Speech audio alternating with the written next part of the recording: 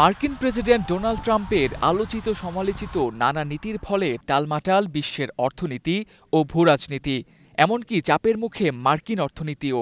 সব মিলিয়ে গ্রহণযোগ্যতা হারাচ্ছে মার্কিন ডলার। বিশ্বের বিভিন্ন দেশ রিজার্ভের নিরাপত্তা বিবেচনায় ঝুঁকছে স্বর্ণের দিকে। কেন্দ্রীয় ব্যাংকগুলো আর বড় বড় বিনিয়োগকারীদের পাশাপাশি সাধারণ মানুষও কিনছে স্বর্ণ।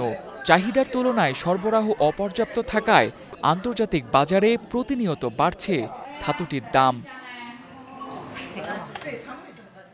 মঙ্গলবার $৪,১৭০ ওঠার পর বুধবার আন্তর্জাতিক বাজারে প্রতি আউন্স স্বর্ণের সর্বোচ্চ দাম ছুঁয়েছে $৪,২১৭। একদিনের ব্যবধানে $৫৩ বেশি বেড়েছে এক আউন্স স্বর্ণের দাম। এক মাসের ব্যবধানে ৪৫০ আর ৬ মাসের ব্যবধানে $৮০০ বেশি বাড়ল এক আউন্স স্বর্ণের দাম। গেল এক বছরে বিশ্ববাজারে মূল্যবান এই ধাতুর দাম বেড়েছে প্রায় ১.৫ গুণ। অস্বাভাবিক এই ঊর্ধ্বগতি অব্যাহত থাকছে প্রতিদিনই। বিশ্লেষকেরা ধারণা করেছিলেন আগামী বছরের মাঝামাঝি সময়ে প্রতি আউন্স স্বর্ণের দাম $৫,০০০ ছাড়াতে পারে।